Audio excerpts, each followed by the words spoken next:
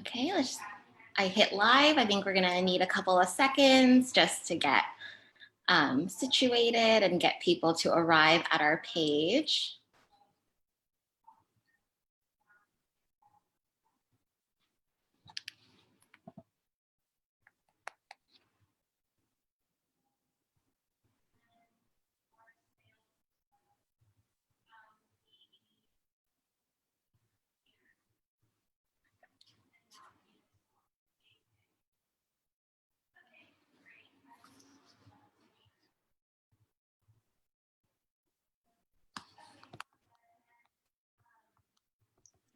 Okay, I see there's a couple of people here. Let's just give it a few more seconds. The clock just struck 12 and people should be arriving on our page soon.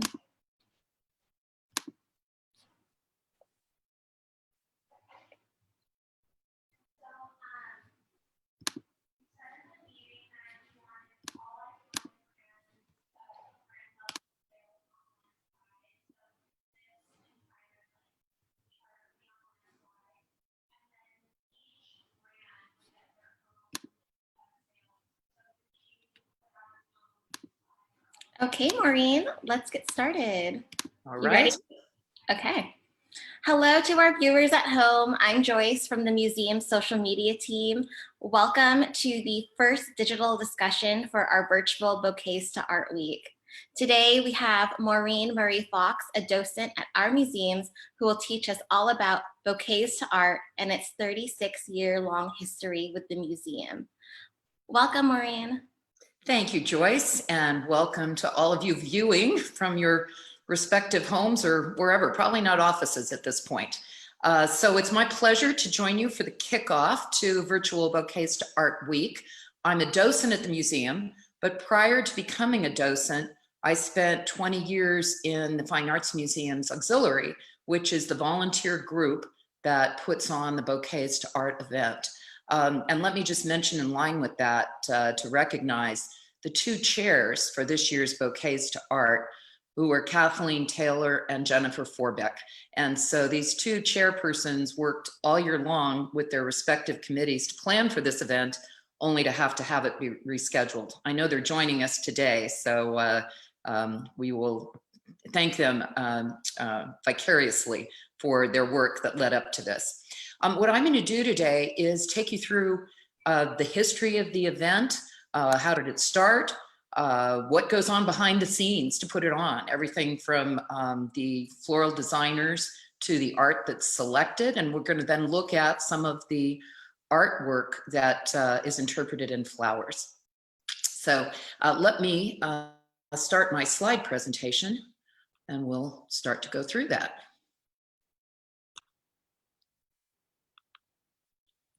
And Joyce, I apologize, but hold on, I apologize. It's not wanting to bring it up.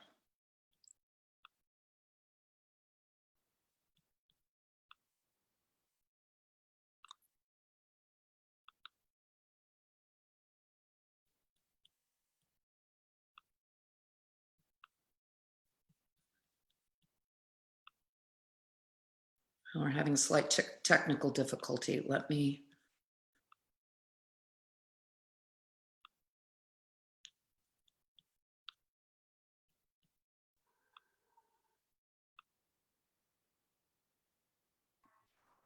There we go. There we go. No matter how much we prepare, there always can be a slight couple of glitches. Okay. Oh, we always practice. Thank you. All right. Well, first of all, what is Bouquets to Art? And for those of you who are new to it, this is an annual event held at the museum where floral designers interpret the works of art in the museum's permanent collection in flowers. And this can be anything from paintings to sculpture to decorative arts to the architecture of the museum itself. As Joyce mentioned, this would have been the 36th year of Bouquets to Art. And let's look at how the event started and how it's grown in popularity since its inception. Well, first of all, there was a fundraising organization that was initially called the Museum Society that was started by the daughter of Michael DeYoung, and her name was Helen DeYoung Cameron. And so this fundraising organization called the Museum Society has now become the Fine Arts Museum's auxiliary. And there is a San Francisco auxiliary, and there are suburban auxiliaries, 2 in Marin, 1 in the East Bay, and 1 on the peninsula. And all of these auxiliaries come together to help make this event happen. But the origins of the fundraising were that they did an event called the Treasure Hunt. And the Treasure Hunt involved the auxiliary members themselves, as well as them reaching out to friends, relatives, etc., to get them to donate collectible items that could be appraised and then auctioned off, and the benefits went to support the museum. This could have been everything from obviously art to collectibles, china, silver, jewelry, musical instruments. And this event went on for quite a number of years. But what they found is it was becoming more and more difficult to sort of lean on friends and family to donate items. So here in the middle, you see a poster advertising one of these auctions. And on the right, you see a newspaper clipping from the time showing some of the volunteers from the auxiliary coming in with items that had been donated, everything from a sculpture to paintings to a musical instrument. So as this was sort of dwindling in their ability to get items and auction them off, they started researching other events that were going on at other museums to see, well, what was popular and what might be something that would appeal to the public here in the Bay Area. And in the research that initially was done by a committee, they discovered that the Boston Museum had started an event which was called Art in Bloom. And this was the original pairing of art and flowers. And it turned out that this event in Boston was very popular. It continues to this day. This idea was adopted by a number of museums, just a handful throughout the United States. St. Louis, Minneapolis, San Diego, and San Francisco was one of the first. So they thought, let's look at introducing this at our museum. Now, I should tell you that the original Bouquets to Art event, which started in 1985, was chaired by 2 individuals, Patty Lee Fulton and Laura Waste. And I'm thrilled to tell you that Laura Waste is actually joining us today remotely. She and her daughters have stayed involved in Bouquets to Art every year since its inception. So Laura and her co-chair and their team researched this idea and then approached the head of the Fine Arts Museums of San Francisco with the idea for bringing it here. And this is a picture of the old DeYoung that you can see. And the director of the museum at the time was Ian McKibben White. And upon hearing about this idea, he could see the appeal, but his immediate concern was, well, how do we protect the art? Because if you're going to bring flowers into the museum, you got to water the flowers, and the flowers often come in with things attached, like potentially bugs. And the concern with doing that was, could it in any way endanger the art? But they decided to try the concept, and the rest, as they say, is history. So starting in 1985, with which was at that time a 3-day event, that first year raised $18,000. And then over the 36 years since then, the event was moved out to the Legion of Honor, and it was held there for about 10 years. Many people remember the Legion of Honor as such a wonderful venue to hold this event, and the art there just ties into the flowers so beautifully. But the challenge with the Legion of Honor is its size. And in fact, 1 road in, 1 road out. The most number of visitors that ever came to the Bouquets to Art event when it was at the Legion was 22,000. And now typically 50 to 60,000 visitors come through Bouquets to Art. So when it moved back to the new de Young in 2006, when the new de Young opened, the crowds have been such that clearly it has to stay at this museum. At its peak, we had 70,000 one year, and that was when Oscar de la Renta went on at the same time as Bouquets to Art.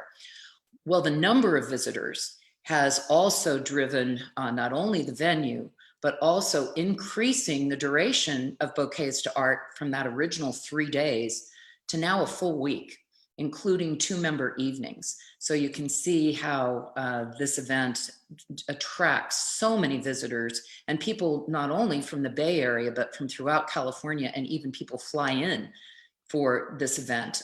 It is so popular. That is true. We get so many messages all year round asking if we've announced the date so that they can plan when to fly into San Francisco. Absolutely. Well, a key part of this event is clearly the flowers, but during Bouquets to Art Week, there's not only the floral arrangements that we're going to spend the majority of today's talk going through, but also there's an opening night event. There's lectures and demonstrations that take place during the week, special lunches. So all these volunteer committees are involved in working all year round to make this happen. But clearly a very key part of Bouquets to Art are the floral artists and their wonderful interpretations of the art. So let's look at who are the floral designers. Well, they're everything from professional artists, professional florists, I should say, as you would expect, to garden clubs, to students from City College who, under the direction of their instructors, help create floral arrangements, to amateur florists. So this variety of people who are passionate about flowers bring their artistry to interpreting the works of art in the permanent collection. Now, all of the floral materials are provided by the floral designers. This is their way of supporting the event and the museum. And I know that even in the case of professional florists, often this gives them a creative outlet that they just love participating in. They're not doing a specific work for a customer, whether that be a bridal wedding or a special commission. This allows them to be creative, and they participate in many cases year after year. There are new floral artists introduced every year, and the process for that is by audition. So they would provide either a portfolio or a website that shows their floral artistry, and there is a waiting list for new floral designers to participate. But the number of floral designers is about 125. So, and the works that they interpret are shown throughout the museum. We'll talk more about that now. Here's an example of one of the galleries in the museum. You can see it's empty. So this would have been on a day when the museum is closed. And what happens is that the floral designers come through on what's called selection day. So they come through the museum and look at all the different galleries, and the curators and the floral exhibition committee plan in advance which artworks will be available to be interpreted for that year's Bouquets to Art. Now that whole process can only start about 60 to 90 days before Bouquets to Art, because sometimes the artwork that's on display rotates, or some of it goes out on loan to other museums. So they come through about 60 to 90 days before, and then when they see which artworks can be interpreted that year in flowers, they submit a top 5 wish list of the works that the floral designer would be interested in interpreting.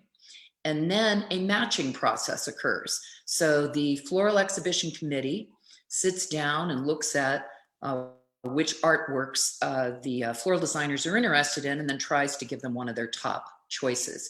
Now, you'll hear more about that process later in the week, as well as what some of the most popular works have been that the floral designers are interested in interpreting.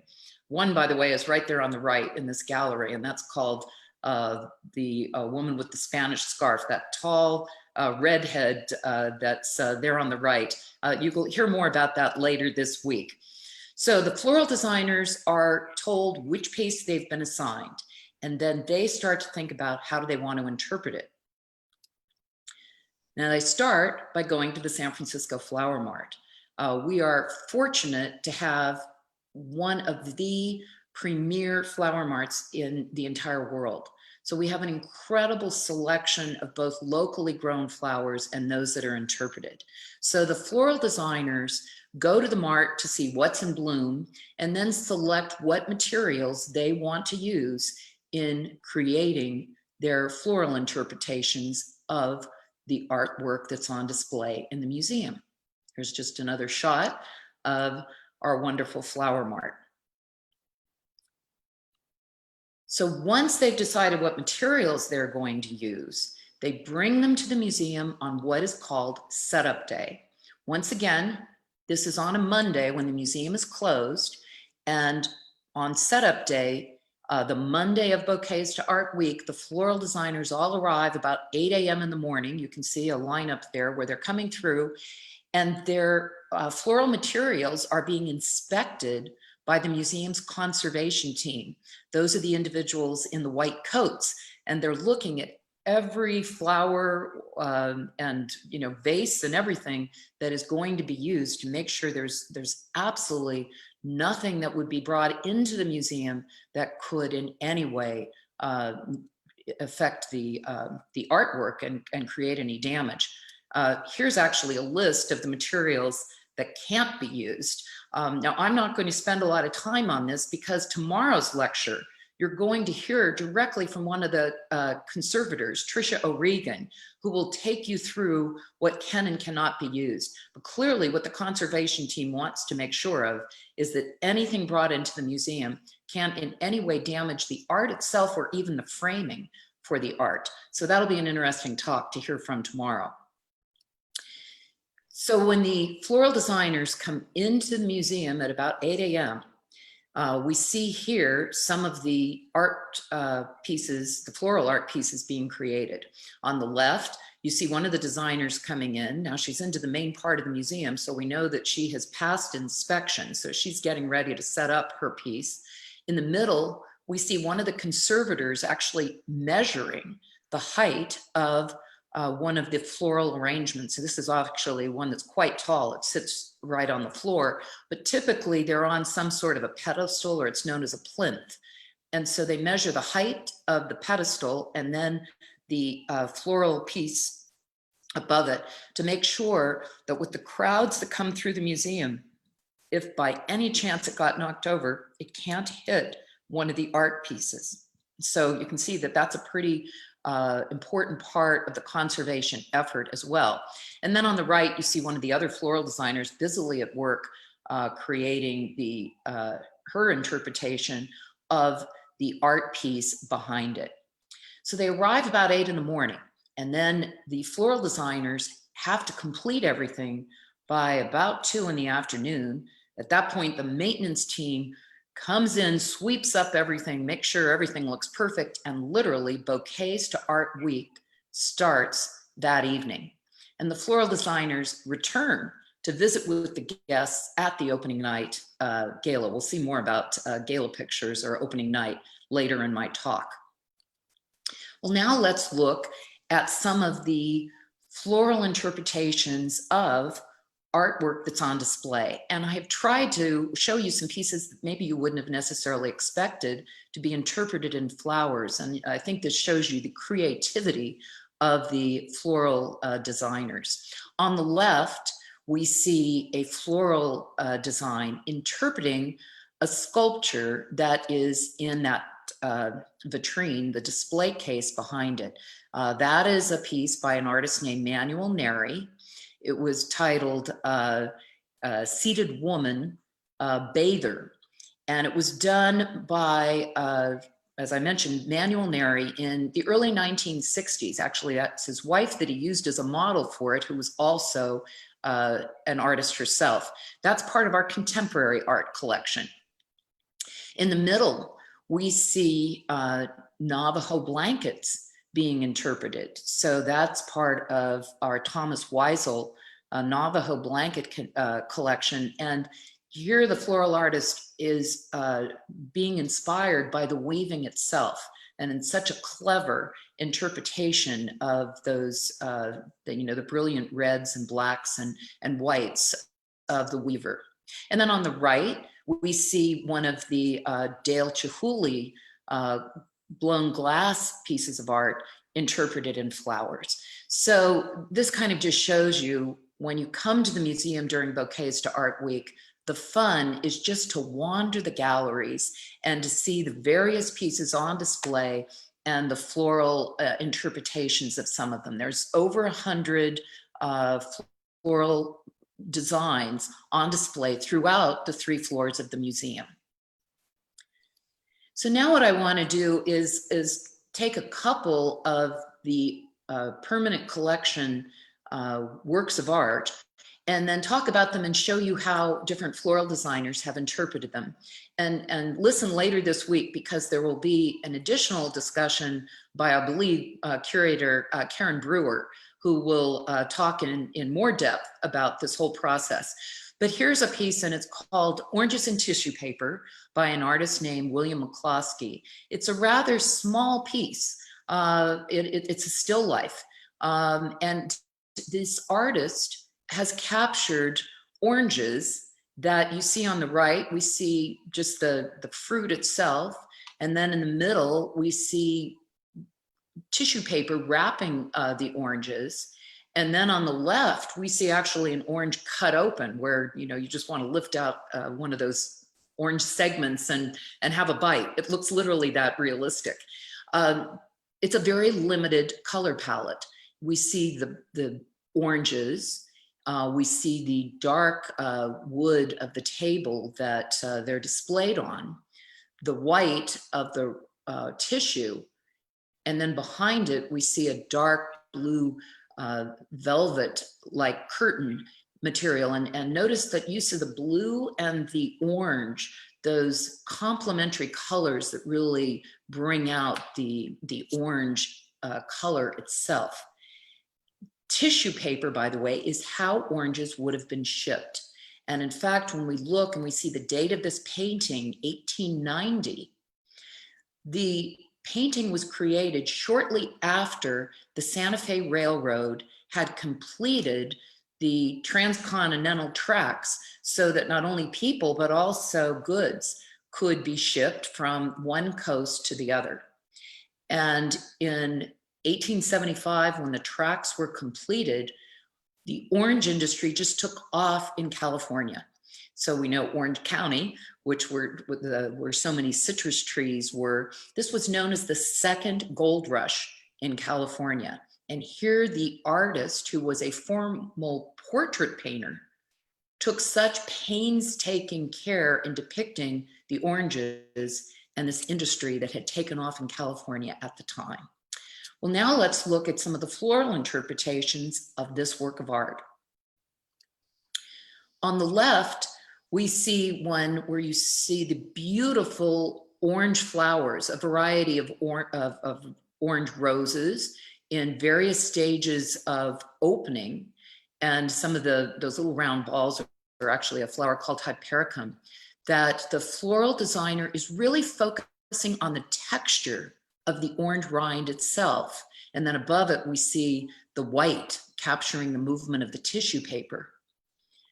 Whereas if you look at the painting and the interpretation and flowers in the middle, we see where the floral artist here is really focusing on that movement of the tissue paper, the unfurling of the tissue paper. And as those flowers start to open, it will mimic that even more. And then on the right, we see an example of wearable art. So we'll talk more about this later, but students from City College create wearable art for one evening. Obviously, these floral fashions cannot last long, but here we see a model wearing art, wearable art that is inspired by this same painting. So this just gives you a feel for the variety of interpretations. Let's look at another one. This is an artwork by an artist named Chiura Obata, titled Mother Earth. And what we see, and this is a large painting, it is actually life-size. We see a nude figure there in the front, a woman, and behind her we see redwood trees, and even beyond that we see like pine trees in a forest. We see a beautiful sunset and the mist starting to, creep in through the trees at dusk. And notice the figure herself is treading so carefully upon the forest floor. We see her finger pointing down to the earth, reminding us of the importance of the setting, of the environment. We see her head sort of bowed. So Chiura Obata created this painting initially in 1912 when his wife had announced she was pregnant with their first child. You can see sort of the rounded belly of the maternal figure there. And he continued to rework this piece over more than a decade. So he completed this in the late 1920s. And this painting came to symbolize not just the maternal figure, the fertility aspect of a pregnant woman, but really a universal symbol of Mother Earth, so appropriate today. So his deep reverence for nature certainly comes across in this painting, but now let's look at some of the floral interpretations of this piece. So on the left, we see a floral designer who has captured that incredibly lush forest setting, the beautiful hues of the sunset, the pinks, the corals, the verticality of the figure itself and the trees behind her. So this is one interpretation. And now let's look at a totally different one. So here's one that really is focused more on that maternal figure, the nurturing aspect of the mother and child, the fertility aspect of the pregnant woman in the foreground. And you would never have seen these two floral interpretations at the same time, because this is what makes Bouquets to Art so different each year, and why visitors return year after year to see the floral interpretations. The other thing it really does is not only does the viewer notice these spectacular floral pieces, but then as you sit there and compare the piece to the original artwork that inspired it, you really start to see different elements of the artwork that the floral designer has brought out. And so there's a wonderful connection then between the viewer, the flowers, and the art piece. And so it's just something that's become such a beloved tradition for the permanent collection of the museum. Well, here is a rather massive, spectacular floral creation that's known as a floral chandelier or a floral sculpture. This is last year's creation that was known as Eclipse. And this is a piece that hangs in Willsey Court, the main rotunda, if you will, of the museum. And here you see the visitors just gazing up at the piece. This piece actually rotated, so you'd see it from all angles as it circled above the viewers. The piece itself is so spectacular in terms of its massive size. There were over 10,000 floral stems used in this, and it weighed over 1,200 pounds. It takes about 2.5 days to set up one of these floral sculptures, which are both an architectural as well as floral feat. And this was something introduced, as I mentioned, about 10 years ago, actually for the 25th anniversary of Bouquets to Art. Each year it's different. It takes about 30 to 40 volunteers to try to assemble all these flowers that then have to last for the entire week. And here just gives you a couple of other equally spectacular creations that were done. The one on the left was called Elemental, and that was the one that was introduced for the 25th anniversary of Bouquets to Art. And then on the right, one that was called Flornado. So just a giant, looked like a tornado of flowers. So this has become a real centerpiece for this whole event. That it's a wonderful way. You walk into the museum and see this in the main rotunda, and then you just start to explore all the galleries. Another thing that's been introduced in the last several years is a floral wall. On the left, you see the floral wall being built, and on the right, you see some visitors having their picture taken in front of it. And then this is something that people enjoy so much, sending on via Instagram and everything. So Joyce, you would be very tuned into that as part of the social media team and people taking pictures of the floral wall. This is actually one of my projects that I started a couple years ago, because a lot of feedback that we got is that because there was so much activity in the galleries that people wanted a moment to take home with them. And so this is everyone's either first or last stop on the way out of the museum during Bouquets to Art Week. Absolutely. And I think this also shows you how over this 36 years, we talked about the fact that Bouquets to Art started with 3 days. Now it's 7.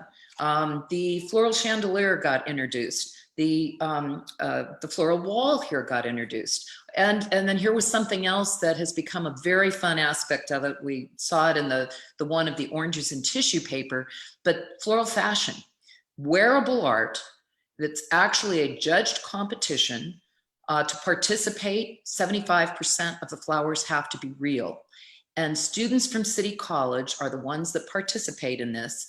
And you can see the variety of floral attire that has been created. What's fun on opening night is these students that are modeling these not only are in the galleries showing you what was the art piece that inspired what they're wearing, but then they go around with visitors and have their picture taken and everything. So it's a very fun aspect, and it only lasts one night.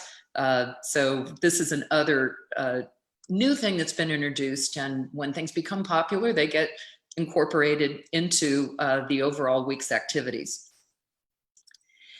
So in summary, I hope I've given you a feel for what the event is about, how it started, how it's become such a beloved tradition, and also just showing you how it's the beauty of the flowers and the creativity of the floral designers that's so admired, but then this amazing connection between what inspired the floral designers in the creations of their interpretation of the permanent collection. So it just really creates a connection with the art as the viewer looks at the floral piece and then looks at the aspects of the art that the floral designer has emphasized.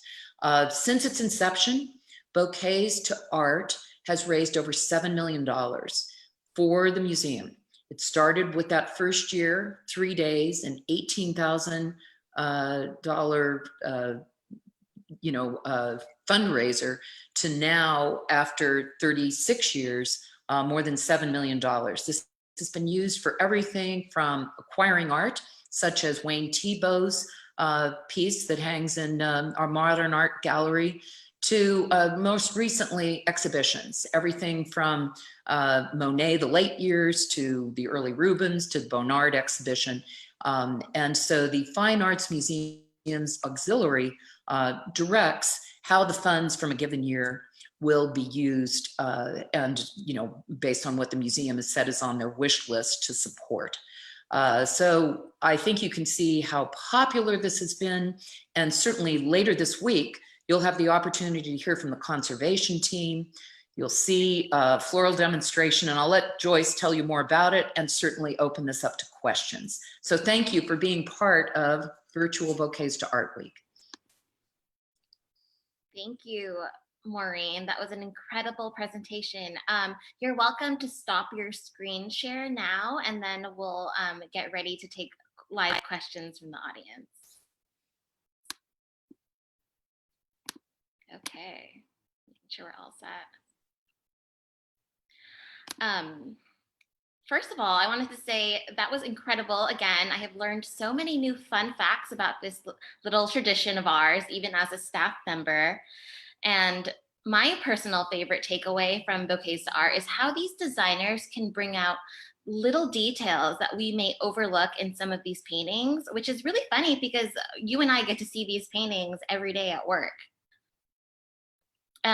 But you're so involved in many different parts of the program, and this might be a tough question, but what do you enjoy most about Bouquets to Art? First of all, it's such a happy event at the museum. I love to see the galleries filled with people and people just enjoying the flowers, enjoying, looking at how the floral designers have interpreted it. So that's my favorite aspect. And I look forward to being able to do this again next year in 2021. Absolutely. Okay, let me read you a couple questions from the audience.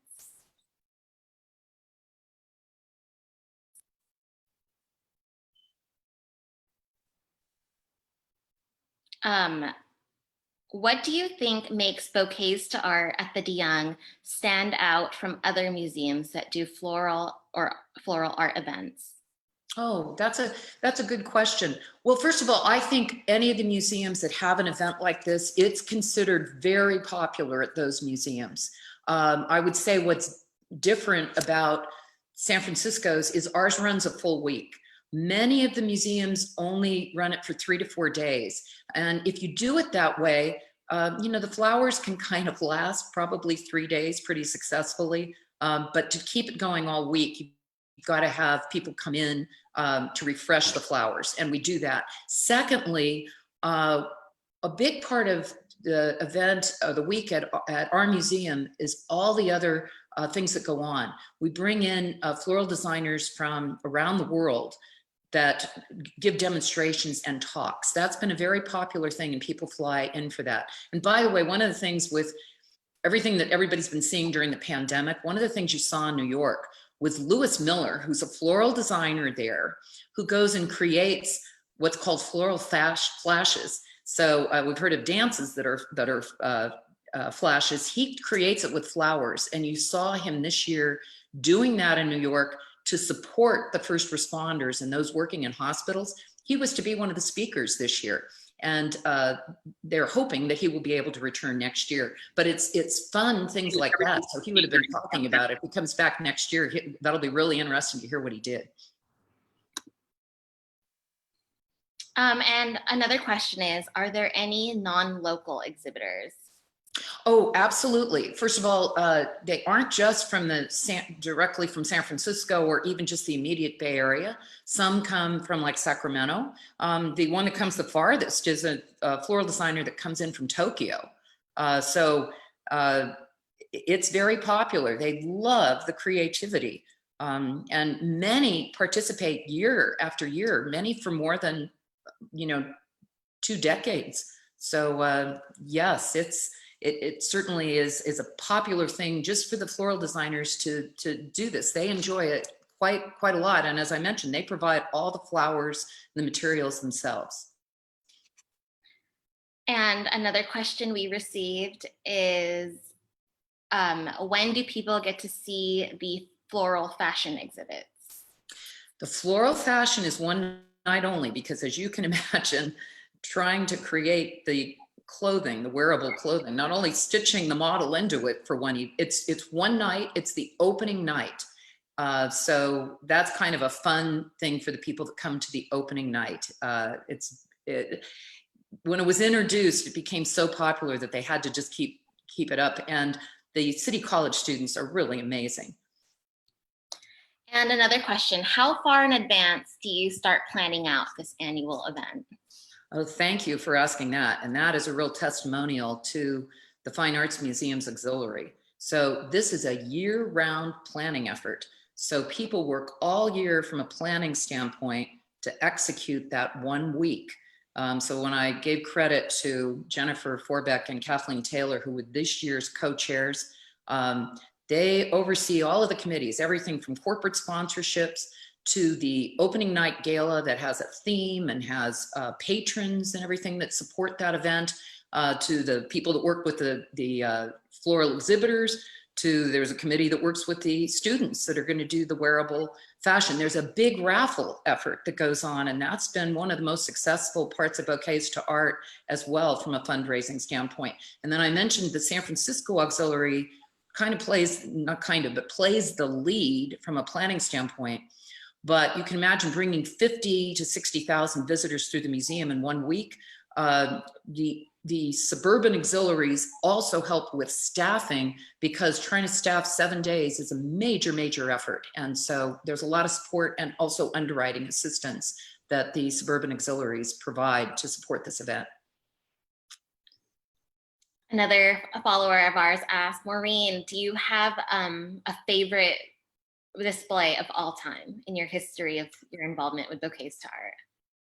You know, I can't say that I do. I think what just makes it so interesting each year is to see how different floral designers have their interpretations. And an art piece that you might have walked by and thought, I'd never spend that much time looking at it, a floral designer has captured elements I might not have noticed otherwise. So I don't, but I like everything from, well, frankly, I have to say that when the David Hockney piece went into Willsey Court, it's not currently on display, but it's a series of photographs showing like a truck moving down a country lane and capturing the trees and the bushes along this lane in all seasons.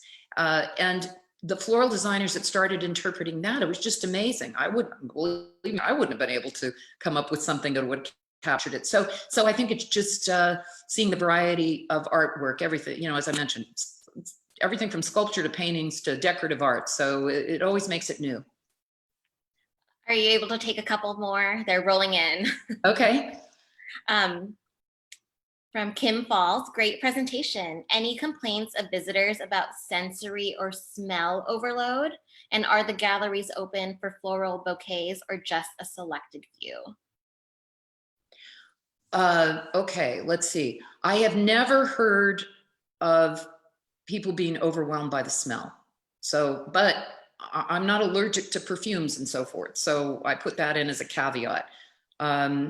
There's not any restrictions. I mean, roses can be very fragrant, right? So I have not heard anything complaint-wise with that. But if you have an allergy, that, you know, maybe you want to look at the pictures and instead. You asked, are all the galleries open? And for the most part, yes, and that's by design, that the museum and the Floral Exhibitors Committee want people to be able to wander all the galleries. Now, I just put a caveat on that. Typically, visiting exhibitions do not allow flowers to be brought in. So, you know, I know that the organizing committee has tried, for instance, we had a George O'Keeffe exhibit a couple of years ago. That would have been a wonderful one to be able to put flowers into. But typically, you know, different museums that own those pieces or individuals who own the artwork that's on loan don't allow you to do that. So it's the permanent collection. And that's what does make it so fun, is to see our own collection with the floral interpretations. Hope that answered your question. Yeah, I agree. And it's even more exciting when you visit year after year and you see how things change and how things are interpreted over the years. Right. I wanted to say a comment about the question about sensory smells and senses. That's a major factor in when we give blind Bouquets to Arts tours hosted by our access program for the blind community. The ability to smell is a huge part of their tour. So that's another way of looking at it, and something that we're really proud to offer at the museums. That's wonderful. This might be a tricky question. What do we do with the flowers afterwards? Oh, you know, the flowers are thrown away.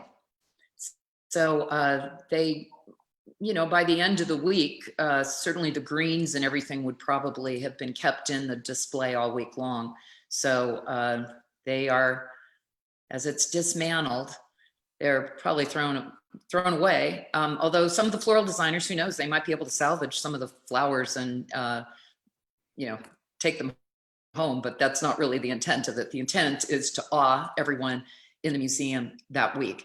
But that's an interesting thing if Lewis Miller is able to return next year. I mentioned about him doing these floral arrangements in New York during the pandemic, but he is a professional floral designer who was quite in demand for big events. And he takes his arrangements when they're taken down after, let's say it's the opening night of the ballet or something, and he puts them in places you would not expect as a surprise, as a pop-up, everything from trash cans to decorating a fire hydrant.